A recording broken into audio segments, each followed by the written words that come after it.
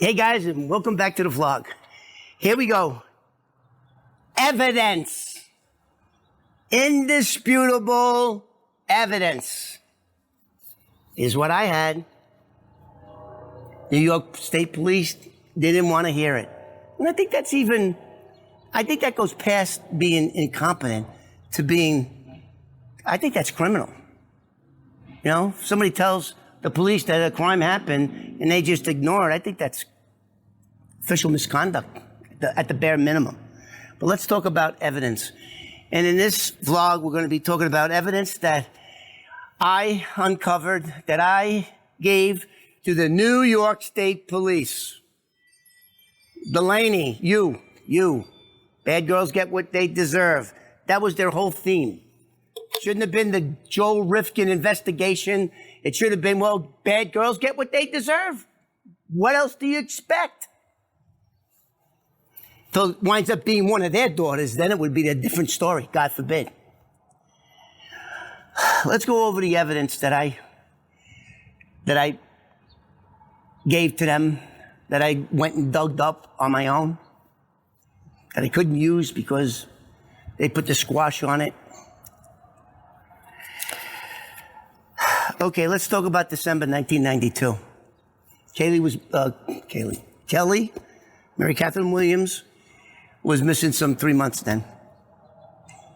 So some county workers find her remains, her skeletal remains that many of the animals picked. Her lower jaw was gone, and most of her bones were gone. And she was identified by her teeth, because her father was a dentist. Her dad was a dentist, so that's how she was identified. Her body was located in Yorktown Heights, New York. That's in Westchester County.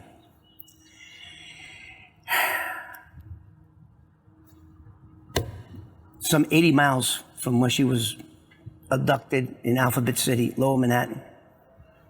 What's so suspicious about that, you guys might ask? Well, I'll tell you. Peter Bradley and his wife, or his common-law wife, lived in Westchester County, near where the body was discovered. Now, if that doesn't raise the hair on the back of your neck, I don't know what does. Okay. Peter Bradley had keys to that apartment, I think it was on the 3rd floor, where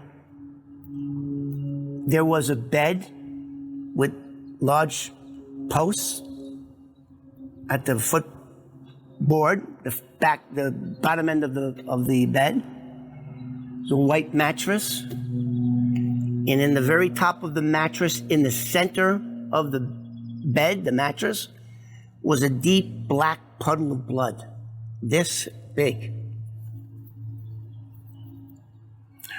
There was a tripod, movie tripod, 2 of those cheap aluminum lights with clamps on each one of the posts.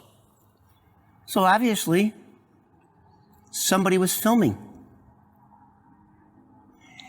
As Joe Leo unlocked that door to let me go in there with this young lady, locked the door, and went in, and Peter Bradley came in right behind me. And boy, was he pissed off. How did I get him to calm down? I said, hey, dude, what's up with that? What's up with the blood? What happened over here? His response was, oh, one of the girls just had her period. That's impossible. If they were to have a period, it would be in the center of the mattress. It would be to the left of the mattress. It would be to the right of the mattress. It would be impossible. If this is the bed, that's where the top of the bed was, the headboard. How is it possible there was no blood droplets from the middle, the sides, nothing? It was all concentrated at the head. snuff film. They ignored it. If I would have used somebody else's name, if I would have used Joe Leo or one of the other crackheads and prostitutes that went in there, maybe they would have perked up. I don't know. Was this guy Peter Bradley an informant? Is that why he was being protected? I don't know. But I never saw so many people, just every time I mentioned his name, they would drop their head. Let's continue with what else we found.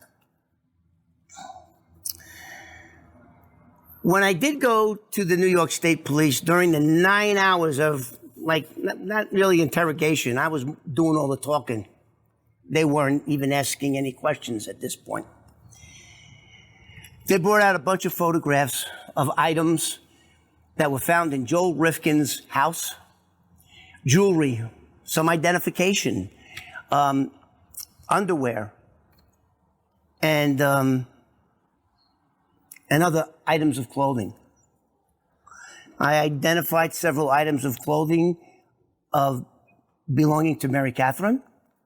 I identified 2 or 3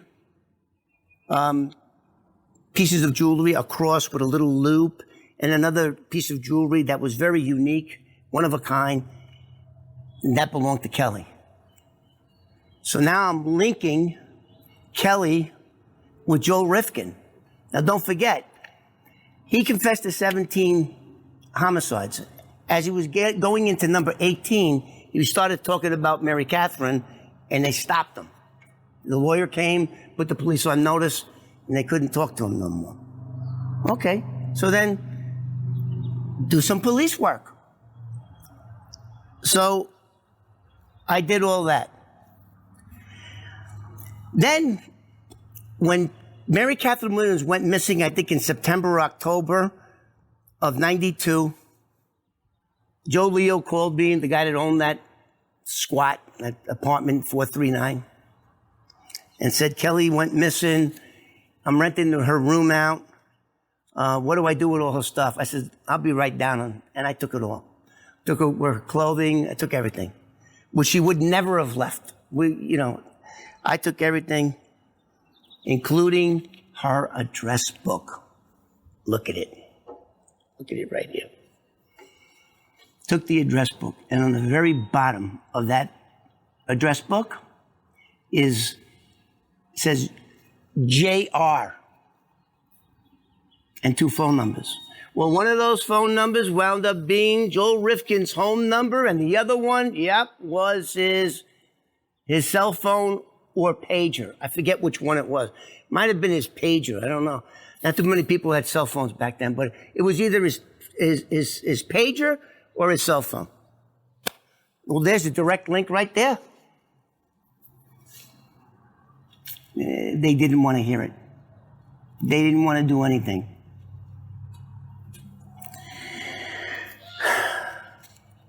So, bad girls get what they deserve. And that phrase wound up being true. Because they never got justice.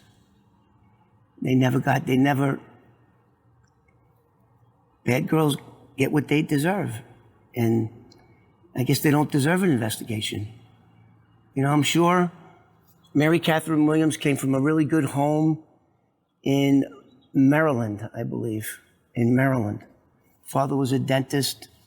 She had a fiance. She got hooked up on smoking crack. Nobody doesn't deserve justice. But that's not so when it comes to the New York State Police. You people should be ashamed on you. You should be ashamed of yourself for what you did to all the other victims too. They only convicted him on 2 or 3 or 4, I don't know. They only wanted to give him enough time so that he could never get out. Never mind closure for the family. Never mind trying to make a deal with Joel Rifkin. We could put you in a better prison because he's in Clinton now, which is not a very good prison. But they could have done a whole bunch of things. Tell us where everybody else is buried. Let's recover the bodies. let's get closer. Tell us what happened to how you killed each and every one of them, what you did. Nope. Those girls didn't deserve that because, after all, bad girls get what they deserve. I'm going to leave it like this, and I'll be very disgusted talking about this. And that's where we're going to leave it. And to all my viewers that are in law enforcement or were in law enforcement, look at the evidence and look at how they tried to discredit me, used every trick in the book, and almost had one of their brother officers, Tom Harkins, like fired. Like, you know, who does that? And why would they do that? Why did they protect Peter Bradley? Thanks, guys. And if you haven't already, like I always say, please like and subscribe. Thank you, and God bless.